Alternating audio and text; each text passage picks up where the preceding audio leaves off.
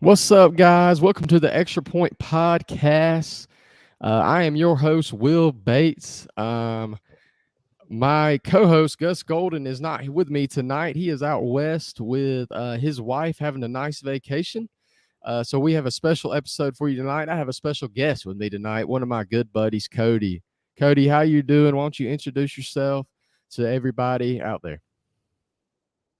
What's up, Will? Hi, everybody. I'm Cody, a good friend of Will and Gus. I'm excited about this Extra Point podcast and love talking college football. Just like Will, Florida Gator fan till I die. And I'm just happy to be here, man. I really appreciate the offer. Yeah, man. Been wanting to have you on. Want to have you on future episodes. Before we get started here tonight with the news, I want to know: do you remember the first time we met? Hmm. That's a terrible friend to say. No, I haven't. I don't remember.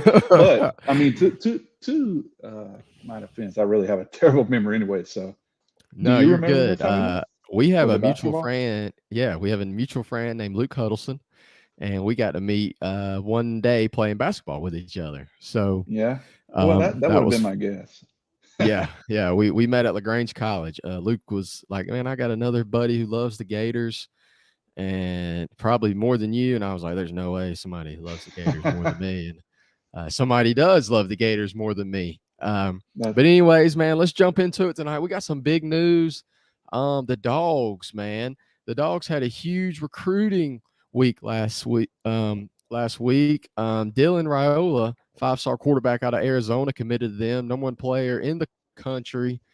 Um, Cody, why don't you tell me about the Dogs weekend they had? man, well, you know how much we love talking UGA football.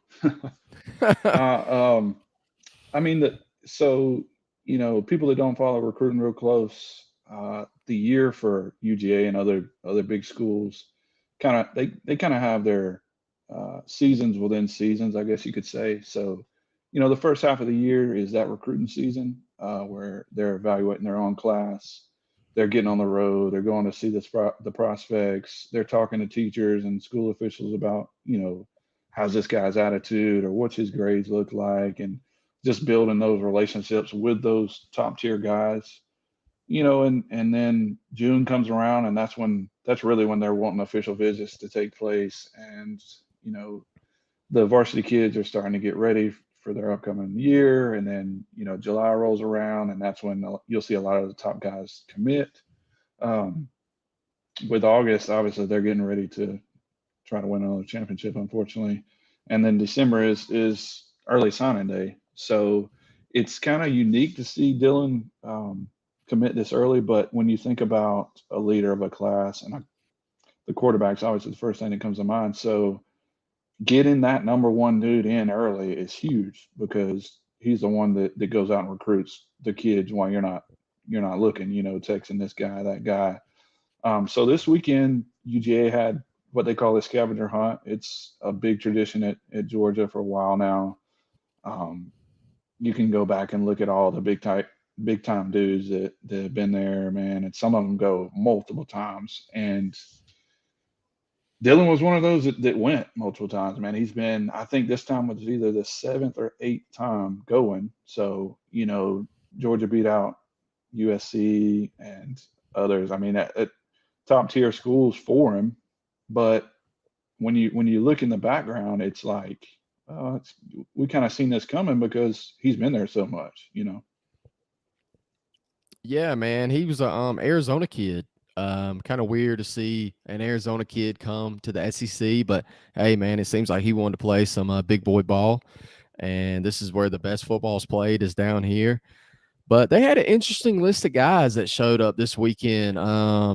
A guy that I don't like that visited them, Jeremiah Smith. I want him in Gainesville possible. Big time 5-star wide receiver. I mean, he looks like a dude. Ohio State commit right now. Amy Brown, linebacker, weight room guru. He is a monster in the weight room, and he's huge. I believe he's also a 5-star. Yeah, he And is. then we got KJ Bolden, 5-star safety. looking at several schools. He hasn't committed yet. I think he's favorited to go to Georgia right now. But we'll see what happens. Recruiting can change each day, man. So tell me a little bit about those guys that visited Athens this weekend.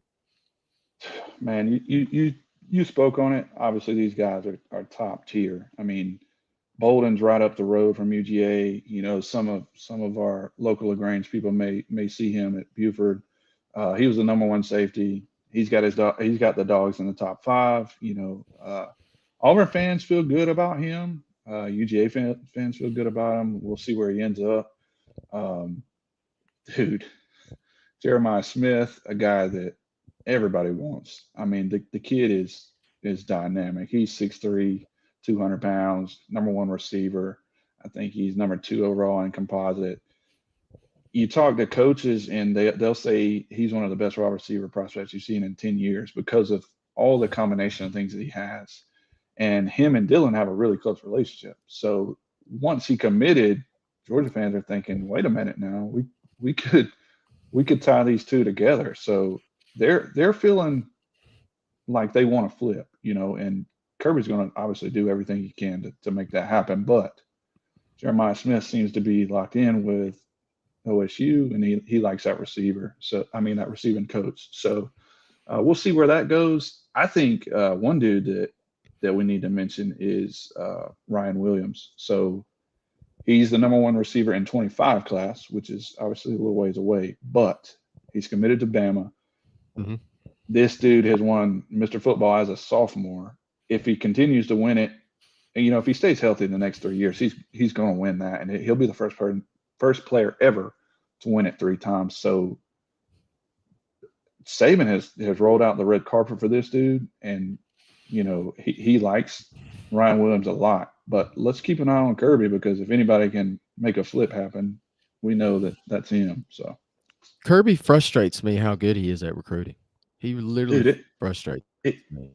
it is not fair for us fans in the Southeastern Conference and around the globe that have to deal with him, man, because you know not only is he really personable, really relatable, he's got success flowing nonstop like water now. And it's instead of him having to chase these guys as hard, these guys are wanting to play for Kirby. So that makes it even tougher. And when you don't have, a really big rival in state, like some of these other states, the Texases, the Florida states, those type of things that they're dealing with, Georgia's one in their own. So any kids that are in this area, you got to hold tight because Kirby's coming.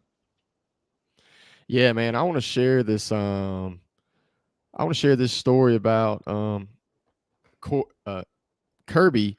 So last spring break, I was up in Athens. We got to take some of the kids for a recruiting visit. One of the perks of working for Callaway High School is you get to go visit Athens a few times a year.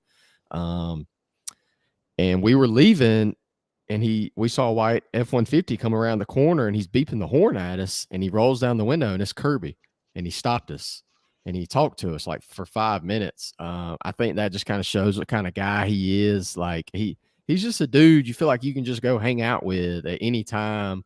If you see him out and about, you could say hello to him, and he wouldn't like put his nose up or say, like I don't have time. Like he seems like a genuine dude, man. I see why these recruits like him so much. Oh yeah, and dude, you gotta think like how busy this dude is, and it's nonstop, and he's got to get tired of people. But every time I've met him, man, he is like you say, he's seems like a great dude, like a guy that you could just hang out on the weekend and kick it with and watch TV and talk ball, man. He seems like a really great dude, and as bad as I hate that team, I think I like Kirby Smart. Well, Cody, as much as I like talking about the dogs, let's move on and let's get to what we were going to talk about tonight. We named it the Gator Breakdown for a reason because we want to talk some Gator football with each other. We love the Gators. We both been fans for a long time. The 22 season didn't go the way that me and you both wanted it to. We finished 6-7. We do have a new defensive coordinator coming in. We do have a new but old wide receivers coach coming in. which will be interesting to see. I'm happy to have Billy Gonzalez back, and then Austin Armstrong from Southern Miss. He's the defensive coordinator. I think he's going to do great. We also have Graham Mertz coming in from Wisconsin, transfer quarterback. He's going to challenge Jack Miller for the starting spot. Recruiting wise, our 23 recruiting class ended pretty well. I mentioned on here they were 13th in 24/7, and then 14th on 3. Um, I think that's okay. Again, I mentioned this, the Jaden Rashada thing. If that wouldn't happen, we'd had a top 10 class regardless. But because of that, it kind of fluctuated. So, but with that being said, man, what are your expectations for the Gators in 2023, man? Oh man, where do I start? Let's see. Nah, I'm kidding. My expectations for the Gators this year is to get better. Obviously, 6-7 isn't. I mean, that's not good for anybody. It's not good for Florida fans. It's not good for college football. But more importantly, it's not good for Billy Napier. And I know his standard isn't that low, and I know he's going to work harder this year to do better. But the problem is the schedule just doesn't line up for Billy to have immediate success. We had some really close games that shouldn't have been close last year. We had games where it was the offense was there, the defense wasn't, and vice versa. And when you look back and see, hey, I got a top four quarterback in the draft, and we're doing this poorly, it's tough. Yeah, man. Like you said, 2022 was tough. We had some games I think we should have won. But you kind of put the nail on the head. The defense would show up some games, the offense wouldn't, and vice versa. And we weren't really healthy going into the last 3 games of the year. And I don't even count the bowl game, man. I mean, we only had 60 something players that came to that. I mean, we had a ton of guys out. Um, you know, I give credit to Vanderbilt. They played us tough, but we should not lose to Vanderbilt in my eyes. Kentucky was a tough game to lose. But like I said, a few episodes ago, we got to win the games that we're supposed to win, right? Beat the teams you're supposed to beat, and I think that needs to be our next step in winning. 7, 8 games, right? Mm-hmm. So, but with that being said, man, let's take a look at this schedule.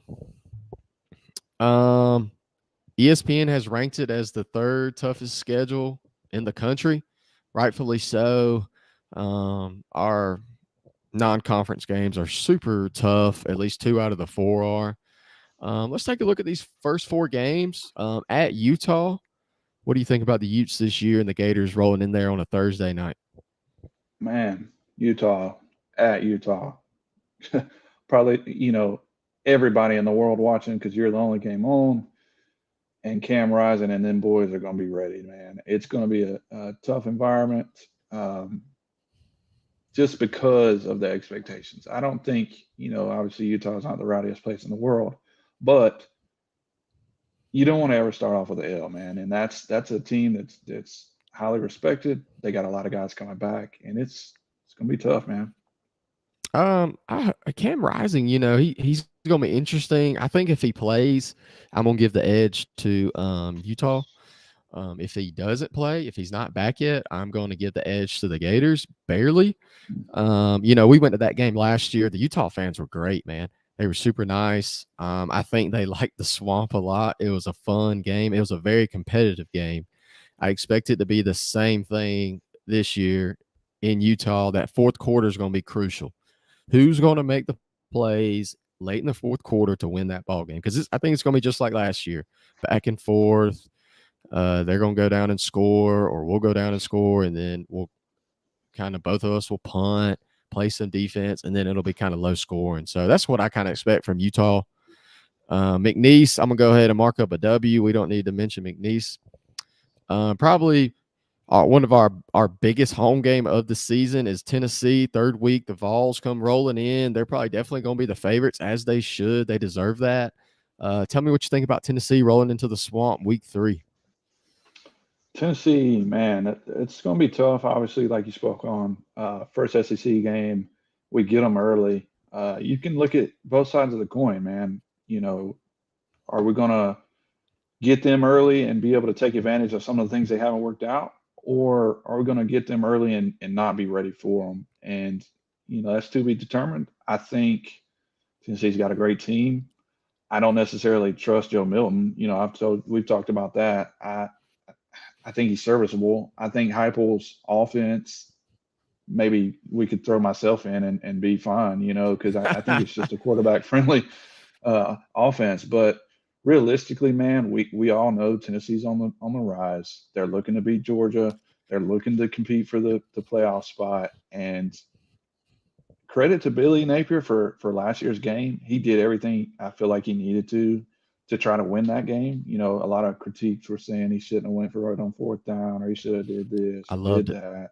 Loved it. Man, he did what he did what he's supposed to, and that's going to be a tough one, man. I do think with the history we have with Tennessee, you know, statistics show that that's a game where we win a lot. I mean, in 10 years, even counting last year with the win, they've only had 2 wins. So to Yeah. go 8-2 in 10 years with that type of SEC program is good, and let's see what happens. You're at home. I mean, Florida fans don't like Tennessee. Tennessee doesn't like Florida fans, so they're going to be rowdy.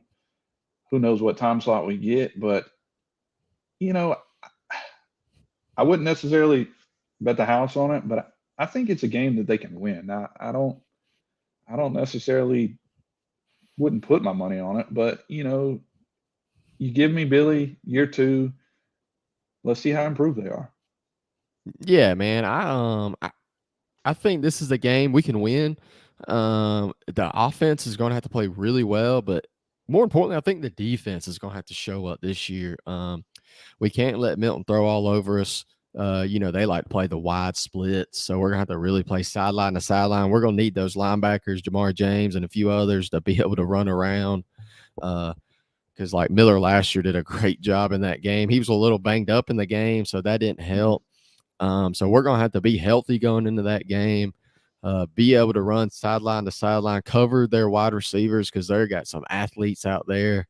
But we discussed this last week, man. Tennessee struggles with Florida, and For sure. especially in Florida, they've only won twice in the swamp since 1976. So that being a game, I think we can win. I think they'll be favored in it a little bit, rightfully so, like I mentioned. But like I said, we can play. We'll be in that game. It'll be our biggest home game. The swamp will be absolutely loud in that one. I think we'll be 3:30 CBS. I think that's will be our time I'm slot. thinking that's a slot too. Yeah, and They usually pick that game up.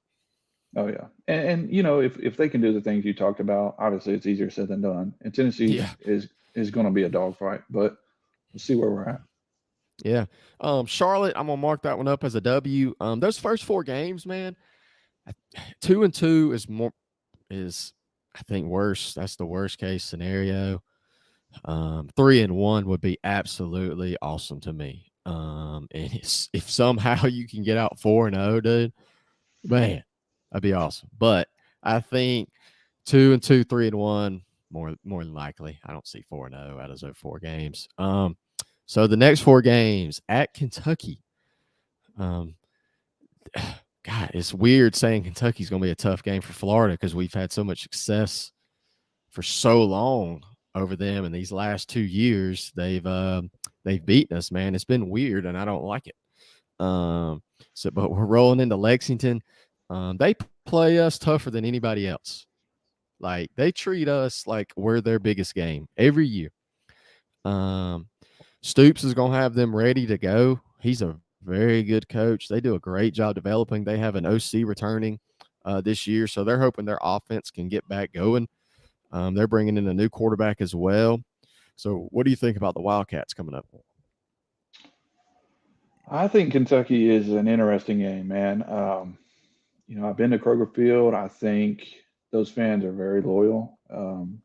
And we're talking football, not basketball. Kentucky is here, man, and it's weird because, like you said, we did have so much success over the years with them. Now, granted, you could argue they should have won a few of those games, but uh, here recently, man, ever since the 31-year streak ended, it's like Kentucky expects to win that game every year, and it's hard to argue against it, man. They're Stoops has got them in the right direction. It's going to be tough. We're going up there. It may be a night game. I know last time we went, it was a night game. Um, it's I think it's going to be who can run the ball better. You know, Kentucky tends to lean on their run. They've got some dynamic young receivers, man. It's going to be we're going to need the defense to do what we need, but I think Kentucky's going to be they're going to be tough, man. I felt like the last 2 games though, we've played them, we've been better than them. We have just gave them gifts in the game. I remember 2 years ago they got a blocked field goal, returned it inside the 20. They scored their first offensive touchdown the night after that, and we couldn't do anything. And then Emory threw a pick. This past year, AR threw an interception. That hurt us, and then they hit a deep fade route for a touchdown. I mean, Dude, that fade those was are right in front of me too, man. It's tough to watch because for so long we've seen Florida just be really good on defense, man. And the yeah. last 5 or so years, it just we ain't been there, man. No, we have not. I think the defensive line is really where we've been missing dudes at, like depth wise. Like we've had good DBs, and we just are missing the defensive line that are deep. Where we just haven't had depth, man. Especially last year, that's what hurt us, man. I mean, Yeah, Dexter played our starting defensive tackle from last year. He's in the NFL now. He played 60 so snaps. many, yeah, he played so many snaps to be a defensive tackle, dude. Yeah, And in and he the was playing out of SEC, position. yeah, and in the SEC, man, you have got to have defensive linemen. You got to have depth, man. And I think that's something that they worked on in the 23 class and the transfer portal. So I think we Yes. have addressed the defensive line. Um, but this next game, Vanderbilt, God, I can't believe I'm saying this. We lost to them last year too. Um, that game was a little disappointing last year. Losing in Nashville, I think we also helped them out win that game. We had a muff punt that they scored on, and then we had a weird interception. They scored on it again, so we gave them 14 points. We weren't healthy going in that game, but they're coming to the swamp. Um, I hope we're not looking past them to South Carolina. I hope we're focused in. I think Billy does a good job of that. I don't think he lets them do that by any means, but I hope we're focused because they did beat us last year. Let's play Vanderbilt. Let's beat them, and then let's move on because we have the better roster. We have the better team, but it's all based on who plays better that Saturday. Yeah, I mean, it's so weird to say, but I think this is a must win for Billy. Mhm. The way the schedule lines up, it's really tough. Obviously, the roster's not where he wants it to be. You lose to him year one, you know, just like Smart did. I think this is one that you have to figure out a way to win. Like you said, we're probably better on paper. No shots at Vanderbilt because they're building their roster just as good.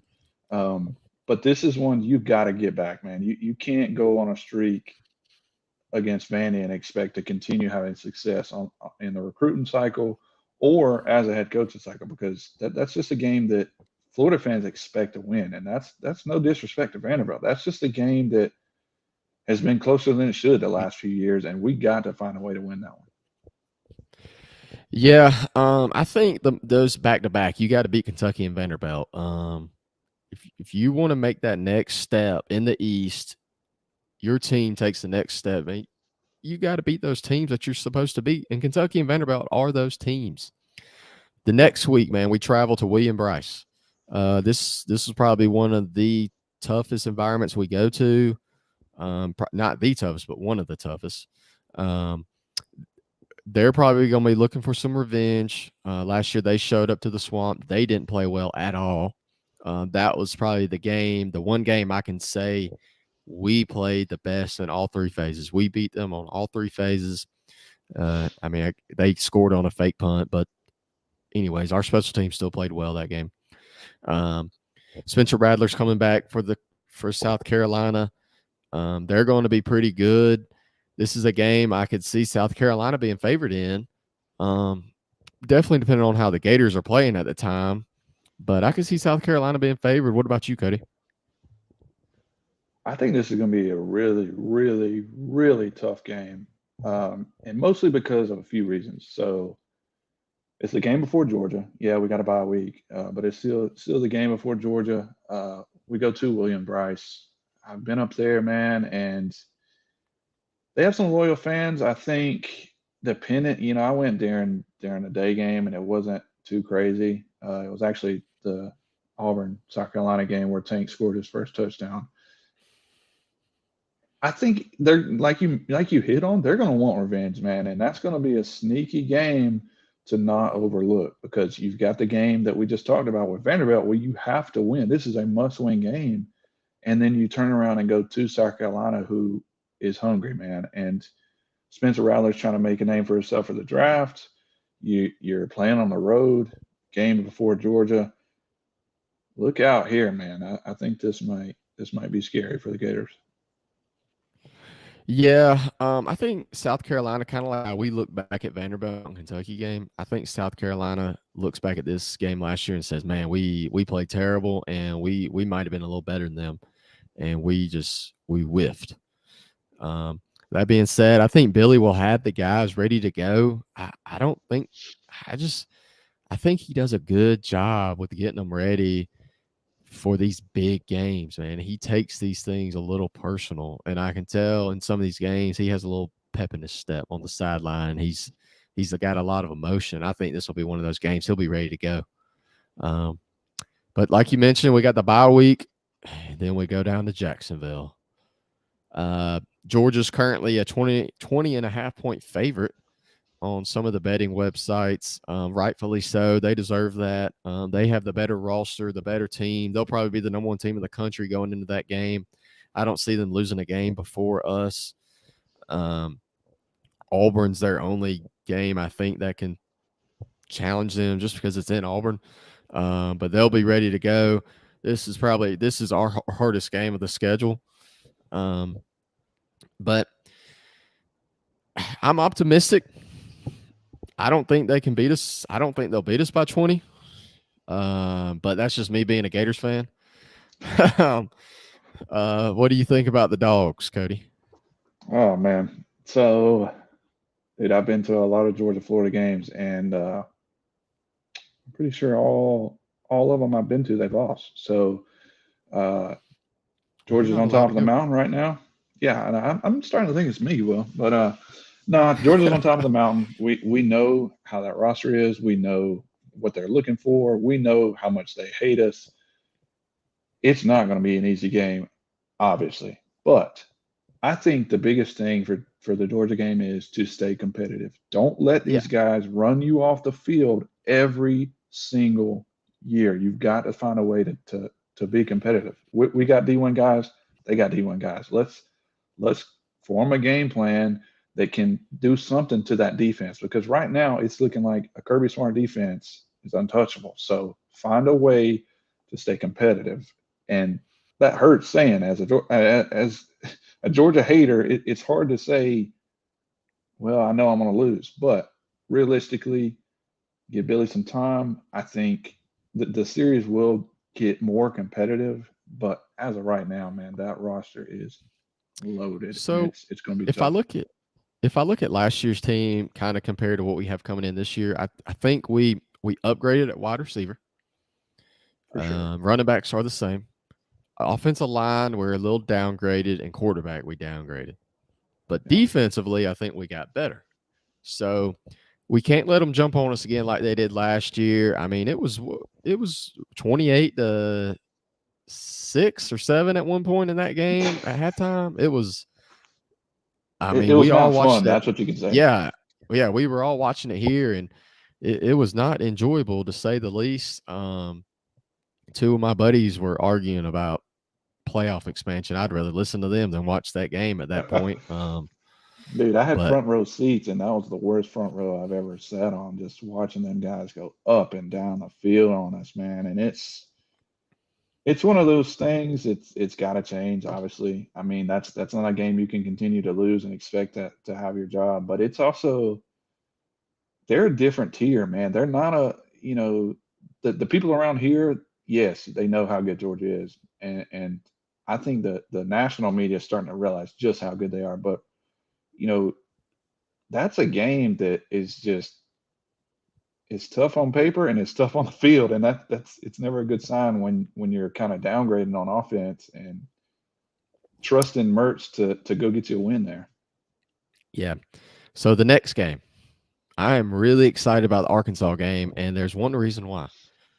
I'm not breaking any news here. I don't know, but there's been rumors about black jerseys are coming out this year for the Gators, and this would be the game that it would have to come out. Billy mentioned it his first year. That his second year we probably had black jerseys. He did a thing at Louisiana. This too. They auction off the jerseys and then they give the proceeds to like military families or something. So the Arkansas game is going to be really cool if we can pull out the black jerseys. Hopefully that happens. Arkansas will be a tough opponent. They got a veteran quarterback coming in or returning, KJ Jefferson. They're going to be pretty good. Um, I think we can win this game. It's going to be a toss-up game. We got a lot of those. Um, what do you think about Arkansas, man? I'm a little torn with it. I think we can beat them, but they quarterback wise, they got us on that. I do know that. Yeah, it's a coin flip game, man. I mean, you know, one might say every game's a coin flip game, but we know some games are Yeah. not 50-50. So this is one I do feel like it's 50-50. It's all going to depend on, how bad is that Georgia game? Where are we pulling out the black jerseys? Are we not? For those that don't keep up with Florida, Florida fans have been wanting black jerseys for a long time. I personally don't really care.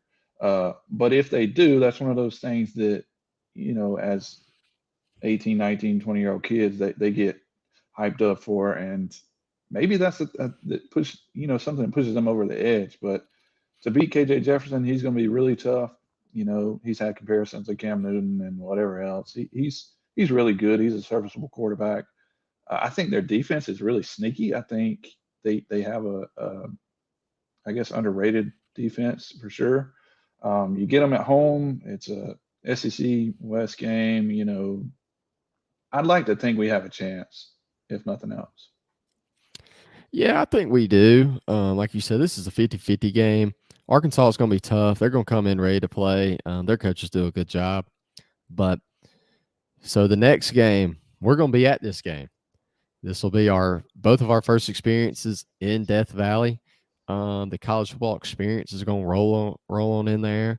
I'm excited about this game. I kind of think of LSU like Tennessee does Florida. Like they just play us well regardless. No matter what, they're going to be really good against us. It don't matter if they're 0-10, if they're struggling, dude. They find a way to play Florida well. LSU is going to be favored going into this game. I mean, if they're healthy, they should be favored, rightfully so. Defending SEC West champs. We haven't won in Death Valley since 2016 on the goal line stand to win the East. The Hurricane moved that game back to the second to the last week of the season. That was a really cool game. I hope we can get a game like that again in there so we can experience it. But what you think about LSU and getting to experience Death Valley? Oh man! So last year I went to every single Florida game at home except the LSU game. I'm looking forward to watching them, next year with you guys and experiencing what could arguably be the best college football stadium around. Seeing how those fans are. Um, the media is really high on LSU. Rightfully so. They've got a good roster. They've got a good coach in Brian Kelly. I think they're a little overhyped. I mean, they're good. They recruit good every single year. Any kid that's in Louisiana is more than likely going to LSU. So that they build the roster. You've got a good coaching staff. Uh, Everything is there. The history's there. The guys want to play for LSU. I get it. Um, that's a game that's going to be tough to win. I don't see them beating them.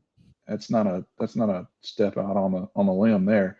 But to get to experience that environment is going to be huge, man. At least for me, because I've been to a lot of stadiums, and this is one I haven't. So I'm really wanting to check that off the bucket list, and I'm hoping they're loud. I'm hoping we have a good game. If it's anything like that 2016 game, I'm gonna lose my mind because that game had my heart all torn crazy. But Yeah. I think I think it's gonna be a tough one for Billy, and Yeah, if I had to say it right now, I would say LSU's going to win right now. I mean, who knows what's going to happen by then? They might be banged up. Jaden Daniels might be hurt.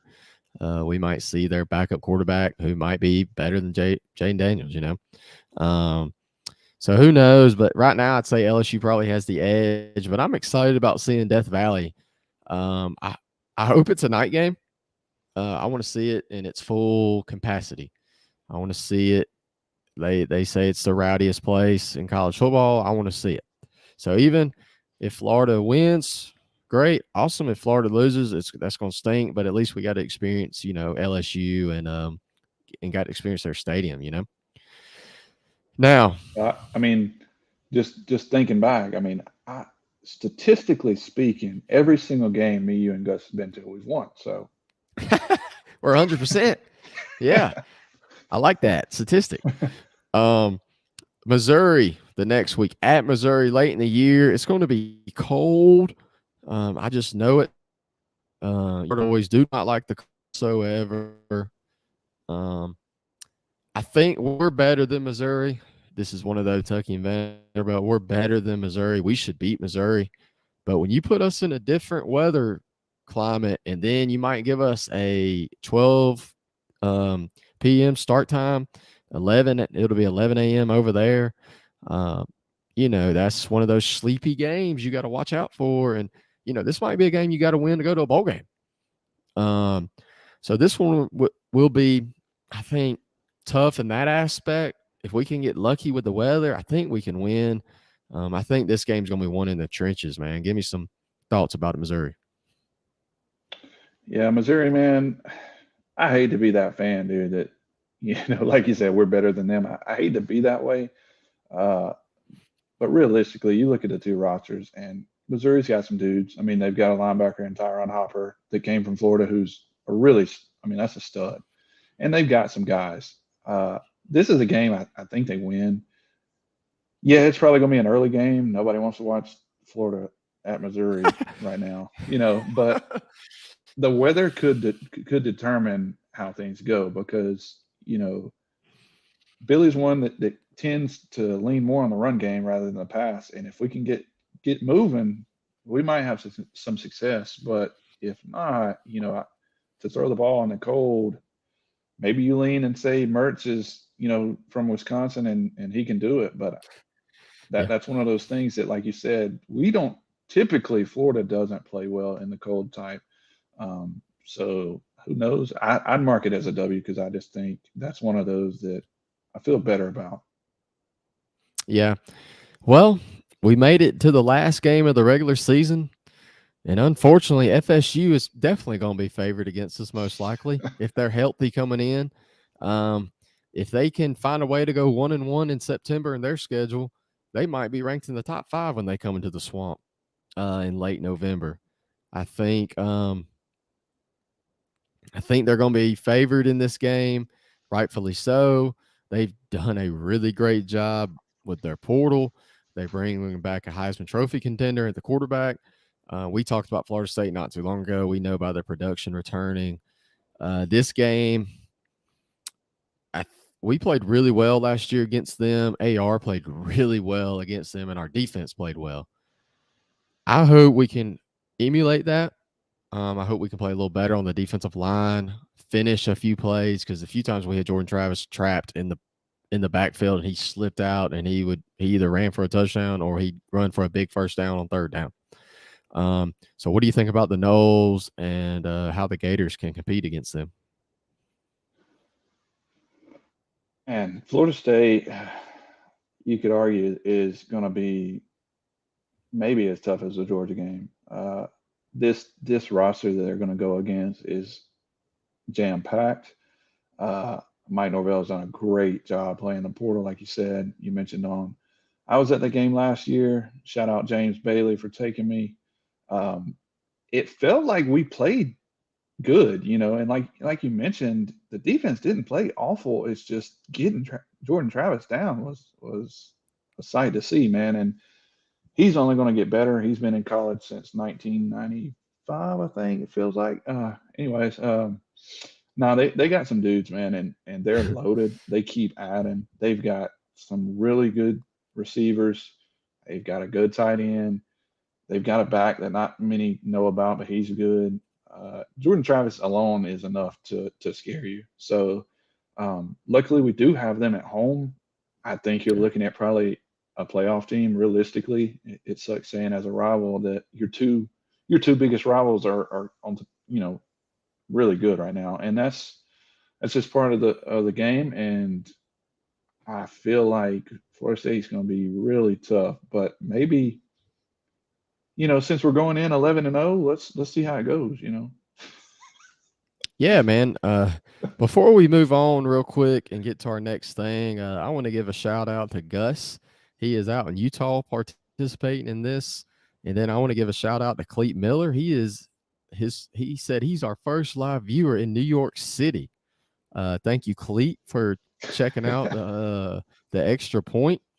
And then Logan, I'm gonna put his comment on the screen. He said LSU stinks. Don't buy the hype.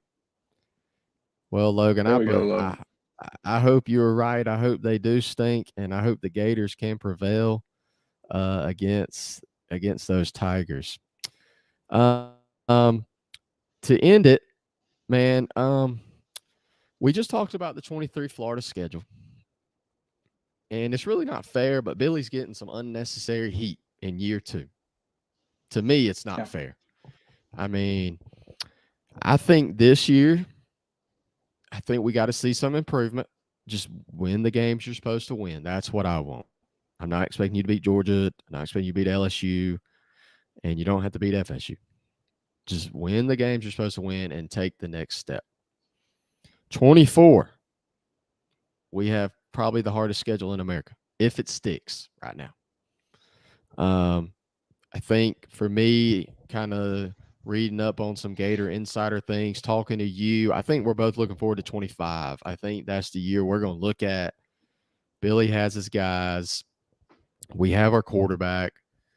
Um, we got to see us take that next step in challenging for the East, I think. What about you? Yeah, man. So around here, everybody hates the Gators. Being in Georgia, and it's something to say about how everything's going. I personally am a Billy fan. I like the dude. We've met him a couple of times. He seems super genuine.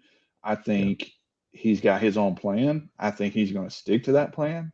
And I also think that plan is going to take some time. So, recruiting wise, Billy's been great. Dude, he's Yeah. bringing in some guys. He's getting some guys on visits. He's making guys like Jeremiah Smith, the number one receiver in America, think, you know, maybe I should start looking at Florida.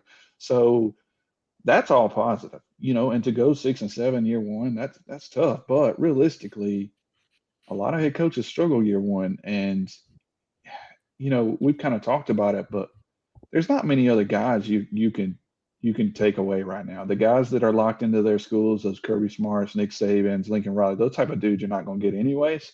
So for some of the fan base or some of the media to already be talking about like, oh, is Billy on the hot seat? Like, let's calm down, man. It's going to take some time, and there are outliers, man. There are those Kansas or those teams where you have a head coach year one and he does great, but that doesn't necessarily translate. And I think that's something to keep in mind, man. Yet Florida is one of the most impatient fan bases around. We know that. Me and you know that well. The thing is, I hate them. it's such dude, it's such a microwave society of I want it right now. Like I gotta have it right now. I want this coach in and fix it.